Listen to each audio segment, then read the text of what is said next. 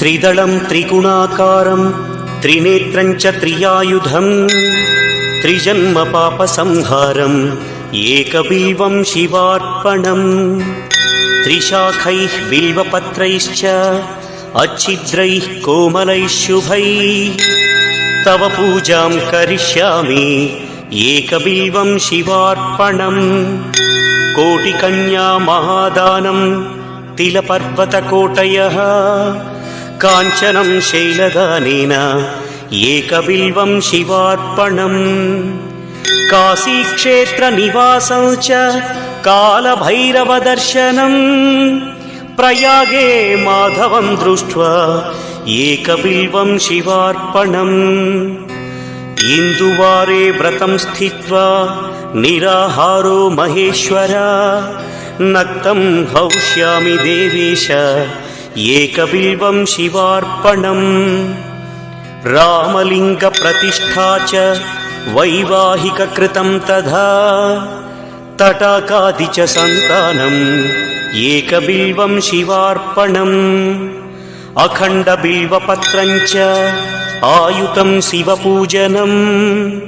कृतं नाम सहस्रेण एकबिल्वं शिवार्पणम् उमया सह देवेश नन्दिवाहनमेव च भस्मलेपनः सर्वाङ्गम् एकबिल्वं शिवार्पणम् सालग्रामेषु विप्राणां तटाकं दशकूपयोः यज्ञकोटिसहस्रस्य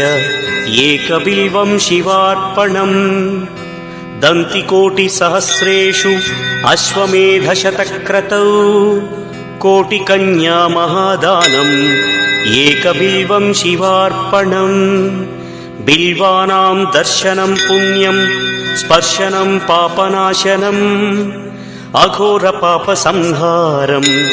एकबिल्वं शिवार्पणम् सहस्रवेदपाठेषु ब्रह्मस्थापनमुच्यते अनेकव्रतकोटीनाम् एकबिल्वं शिवार्पणम् अन्नदानसहस्रेषु सहस्रोपनयनं तथा अनेकजन्मपापानि एकबिल्वं शिवार्पणम् बिल्वाष्टकमिदं पुण्यं यः पठेत् शिवसन्निधौ शिवलोकमवाप्नोति एकबिल्वं शिवार्पणम्।